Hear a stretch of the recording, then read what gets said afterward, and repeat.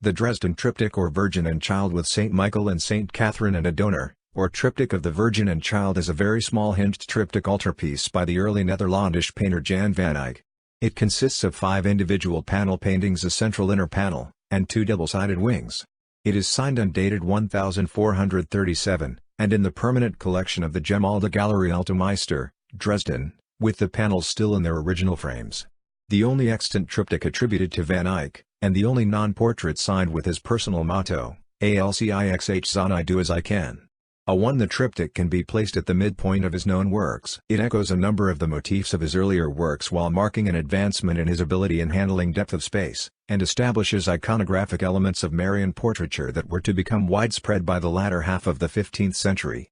Elizabeth Donans describes it as the most charming, delicate and appealing work by Jan van Eyck that has survived. The paintings on the 2 outer wings become visible when the triptych is closed.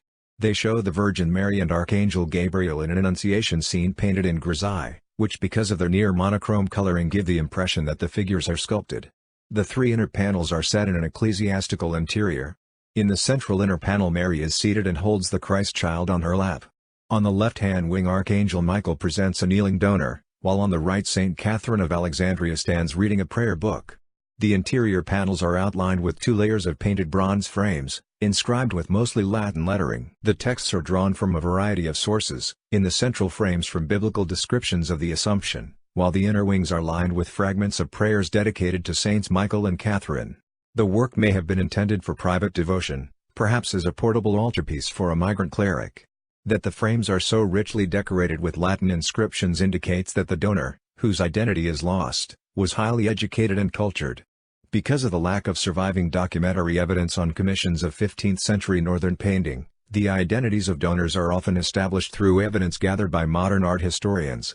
In this work, damaged coats of arms on the borders of the interior wings have been identified with the Giustiniani of Genoa, an influential albergo active from 1362, who established trade links with Bruges as early as the mid-14th century. Provenance and attribution. The Dresden Triptych was probably in the possession of the Giustiniani family in the mid to late 15th century. It is mentioned in a May 10, 1597 record of a purchase by Vincenzo Gonzaga, Duke of Mantua, and was then sold with the Gonzaga collection to Charles I of England in 1627. After Charles's fall and execution, the painting went to Paris and was owned by Eberhard Jabach, the Cologne-based banker and art dealer for Louis XIV and Cardinal Mazarin. A year after Jabach's death in 1695, it passed to the Elector of Saxony, and next appears in a 1754 inventory of the Dresden collection, attributed to Albrecht Dürer, until the German historian Aloy Herd in 1830 established it as a Van Eyck. In the mid-19th century the Dresden catalogues first attributed to Hubert van Eyck d. 1426 and a few years later to January. Van Eyck signed, dated and added his motto to the central panel, a fact only discovered when the frame was removed in the course of a mid-20th century restoration, and confirmed with the 1959 discovery of the signature which is placed along with the words Johannes de Eyck me fecit complevit anno domini mxvi. Allcixh zon Jan van Eyck made and completed me in the year 1437. As I can. The word completed complevit may suggest the completion date, but as master painters of the era typically had workshops to assist on major works, the wording can be seen as aggressively socially ambitious, perhaps an arrogant master painter indicating his workshop assistants had little material involvement in the panels, and that he was primarily responsible for its design and execution. This view is reinforced by the fact that it is the only non-portrait to contain Van Eyck's motto, Allcixh zon. Until the discovery of the signature the piece was variously dated to an early piece from the 1420s to his later period in the late 1430s. Because the panels are so definitely attributed they are often used as a touchstone to date Van Eyck's other works. There are a number of evident stylistic developments, including the type of stained glass windows and moldings around the arcades, and his ability at handling perspective, which can be used to determine if other works at least predate the triptych. The central panel has often been compared to his unsigned and undated Lucca Madonna of circa 1436. That work echoes the central panel of the Dresden Triptych in a number of aspects, including the dark green canopy, the figuration and positioning of Mary, her heavily folded dress, the orange and brown pigments of the floor, the geometric carpet and the wooden carvings. The Lucca Madonna is thought to be a portrait of the artist's much younger wife, Margaret. Description: the work measures 33 by 27.5 cm 13.0 in x 10.8 and including the frames. Given this miniature scale, the triptych probably functioned as a portable devotional piece, or altar portable. Members of the upper classes and nobility acquired these through papal dispensation, to use during travel and typically during pilgrimage. Van Eyck's patron and employer Philip the Good owned at least one portable triptych of which fragments survive. The three inner panels comprise a typical Sacra Conversazione, a form established in Italy in the latter half of the 14th century with a patron saint presenting the donor, usually kneeling, to an enthroned deity or Mother of God. John Ward believes the rich and complex iconography and symbolic meaning Van Eyck employed in his religious panels served to highlight the coexistence the artist saw between the spiritual and material worlds. In his earlier paintings, subtle iconographical features, referred to as disguised symbolism, are typically woven into the work, as relatively small, in the background, or in the shadow details. These elements include the apparition of the Virgin before the donor, whose panel contains carvings that seem to be reflective of events of his life. In his religious panels after 1436, Van Eyck's reliance on iconographical or symbolic elements is greatly reduced. Ward speculates the reduced size of the work or the wishes of the commissioner influenced this choice, for he decided that he had exhausted the most interesting possibilities and, much of his carefully planned symbolism went unappreciated by patrons or by viewers. According to Jacobs, the work reflects a system of symbolism insofar as heavenly and earthly objects are juxtaposed. This is most evident in the disparity between the monochromatic exterior and vivid inner panels. Frames. The triptych retains its original frames, which are both ornate and serve to protect the piece from the effects of light and smoke during travel and when in situ. The inner frames have recessed moldings and are carved with gilded inscriptions, and the top corners of the two wing panels each bear a carved set of coat of arms. The lettering and phrases in Latin serve a dual purpose. They are decorative, similar to margins in medieval manuscripts, and set the context for the imagery. Van Eyck would have expected the viewer to contemplate text and imagery in unison. Writing about early Netherlandish triptychs, Jacobs says the inscriptions serve to distinguish and separate between the worldly and spiritual spheres, with the panels showing earthly images while the inscriptions on the frames act as reminder of heavenly influence. The letterings reinforce the duality between the earthly and heavenly, with St. Catherine's a reminder of ascetic piety while the figure herself is depicted in sumptuous garments and jewels. The inscriptions on the central panel are fragments from the Book of Wisdom 726 and 729, and Ecclesiastes 24:23-24.A2. Those on the wing panels are taken from texts referring directly to the two saints. Inner panels. Virgin and Child. In the central panel the Virgin and Child are enthroned in a church nave within a columned basilica running on either side. The columns are painted using a variety of dark red, orange and gray pigments, a color scheme which Peter Heath describes as lending to a sense of airy silence. The throne is positioned on a dais, before a lavishly detailed oriental carpet lying on a similarly geometrically designed tiled floor. The arms of the canopied throne and the arches to either side contain carved or sculptured figures, including tiny representations of Isaac, and David and Goliath, although art historian Andrea Maria Nooner reads this carving as showing Jephthah sacrificing his daughter. Mary wears a richly embroidered and, as is typical for Van Eyck, voluminous red robe, which effectively serves as a cloth of honor. The robe is placed over a blue square cut underdress edged with a jeweled border. In Van Eyck's Marian paintings, he almost always clothes her in red rites packed, which makes her seem to dominate the space. The Christ child is naked and holds towards the donor a banderole adorned with a phrase from the Gospel of Matthew 1129, Decite me, quia mitis sum et humilis cord learn of me, for I am meek and lowly in heart. Mary's presence in the church is symbolic. She and the child occupy the area where the altar would normally be situated. Like Van Eyck's two other late Madonna portraits, Virgin and Child with Canon van der Pijl of 1436 and Madonna in the Church of circa 1438-40, Mary is unrealistically large and out of proportion to her surroundings. This reflects the influence of 12th and 13th century Italian artists such as Cimabue and Giotto, who in turn drew on the tradition of monumental depictions of Mary from Byzantine icons. According to Lorne Campbell, Mary is presented as if about to rise from her throne and advance into the same plane as St. Michael and St. Catherine. She would tower above them and also above the columns of the church. This idea is in keeping with Van Eyck's tendency in such portraits to present Mary as if she was an apparition materializing before the donor in response to his prayer and devotion. Van Eyck's Mary is here monumental, but less overwhelmingly large than in 13th-century works.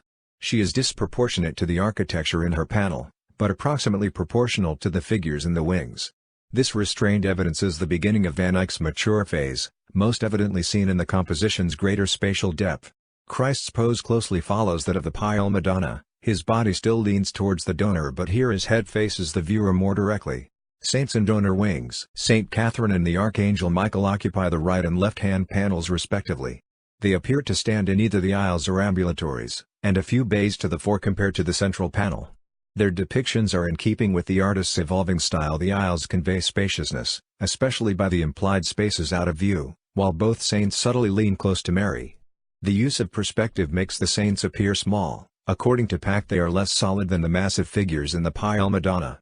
It was this Gothic daintiness that led many scholars to place this among Jan van Eyck's early work.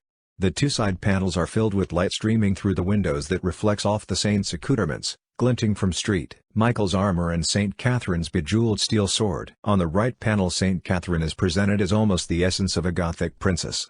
She stands reading a book in ravishing modesty, with unbound blonde hair, which is topped with an elaborate jeweled crown very similar to that in the Madonna of Chancellor Rollin, combined with her rich blue gown and tabard of white draped ermine showing her as the princess she was. A golden chain with a jeweled pendant hangs from her neck. The attributes associated with her are included in her depiction. In her right hand, she holds the sword used for her beheading, and at her feet lies the breaking wheel on which she was tortured. Like the woman in Van Eyck's Arnolfini portrait, she is fashionably pear-shaped. Heath describes her attire as more dazzling than the Virgin's, mirroring St. Michael's splendid armor on the opposite panel. St. Catherine's presence can be attributed to a number of factors. At that period her reputation and popularity were second to Mary's. She was both an educated and outspoken woman during her lifetime, characteristics that perhaps mirror the donor's.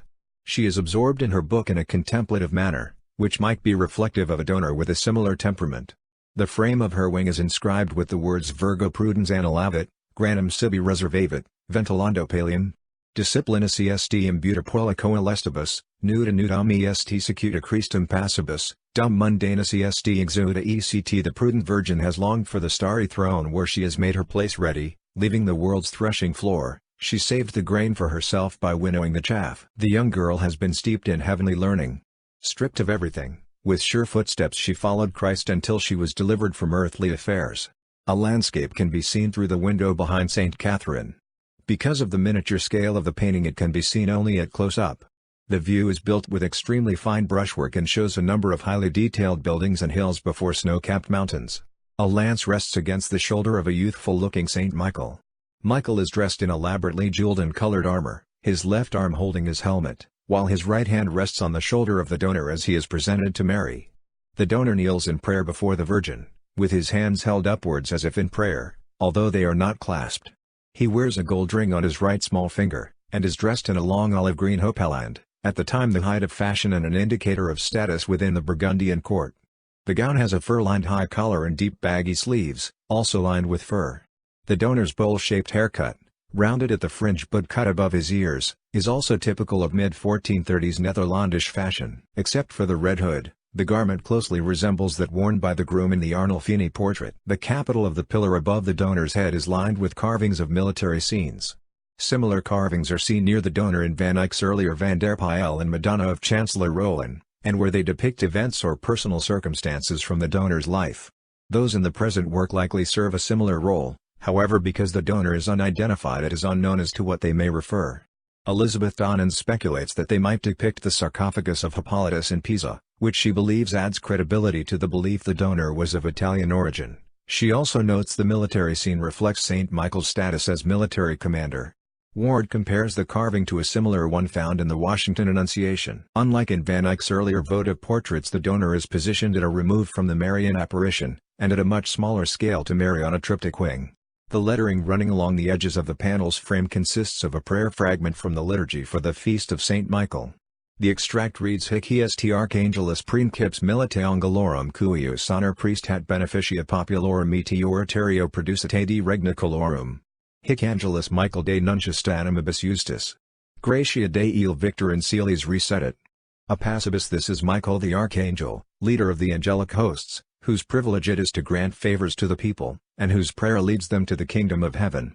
The Archangel Michael is God's messenger for the souls of the just. By the grace of God, that great victor has taken his place in heaven, on the side of peace. Outer panels. When the triptych is closed, the outer wings reveal an Annunciation scene with the Archangel Gabriel and Mary painted in grisaille. The figures form an illusionistic imitation of sculpture, a conceit which Van Eyck extends by placing them on octagonal pedestals. The figures are illuminated by light from the left, a device Van Eyck often used to imply the presence of God. A dove, representing the Holy Spirit, hovers above Mary. Because the dove is also in grisaille but not attached to a pedestal and apparently floating unfixed above the saints, its presence serves to highlight that the viewer is not looking at sculpture but at a painted representation of sculpture. The Annunciation dominates any other theme on the outer wings of northern 15th century polyptychs. The tradition originates from Byzantine art, with Van Eyck largely responsible for repopularizing the practice. Along with his Ghent altarpiece, the Dresden Triptych is one of the earliest surviving examples of the technique, and on this basis he is usually credited as the innovator of a motif that became almost standard from the mid-15th century. As the Annunciation marks the incarnation of Christ, its representation on the outer wings gives symmetry to the scenes of his life typically detailed on the inner panels. The outer wings of 15th century diptychs and triptychs typically contained Annunciation scenes painted in grisaille. Molly Teasdale Smith believes the practice echoes the tradition of covering religious imagery with grey cloth during the then 46-day Lenten period leading up to Easter. There is a symmetry with this in how polyptychs were typically kept closed except for Sundays or church holidays, when they were open to reveal the more colorful and expansive inner panels. According to Donans, the sculptural depictions on the outer panels are a brilliant success, in imparting a sense of life to the supposed statues. The wings continue Van Eyck's innovation in placing two grisaille outer panels wings of polyptychs, the earliest extant example being the Annunciation wings of the Ghent altarpiece. Architecture. The depicted church is of a Romanesque style with Gothic elements. There are pointed canopies above Mary, and the nave is narrow, barely wide enough to contain her. It is walled by a colonnade joined by entablatures and capped with rounded arches. The columns are variously of pink, red and purple marble. Each of the capitals is decorated with faux carvings, some showing representations of the 12 apostles under a small baldachin. The vaulting is visible in the aisles but not in the central nave. There are a number of implied spaces not visible to the viewer.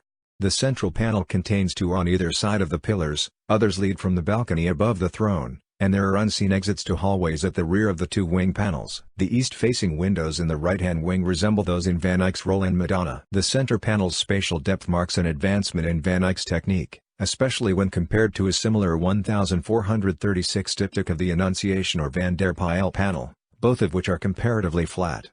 The depth of space is accomplished through such devices as placing the Virgin at the far end of the pictorial space, making her appear both smaller and seemingly at a remove and accentuating the receding lines of the carpets by setting them against the parallels of the folds of her gown.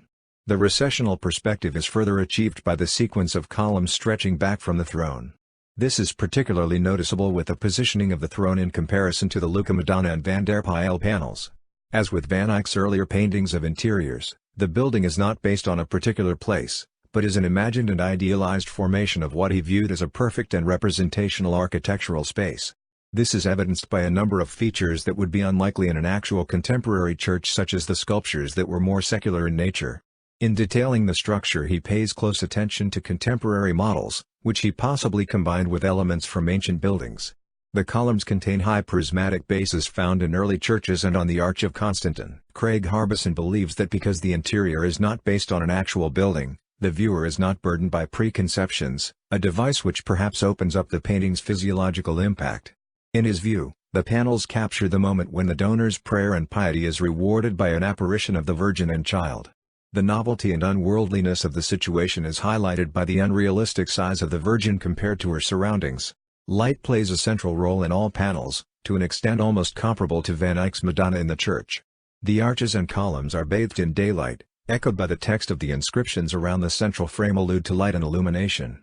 Van Eyck pays close attention to the saturating effects and gradations of light, which enters from the left and spreads across the middle ranges of each panel.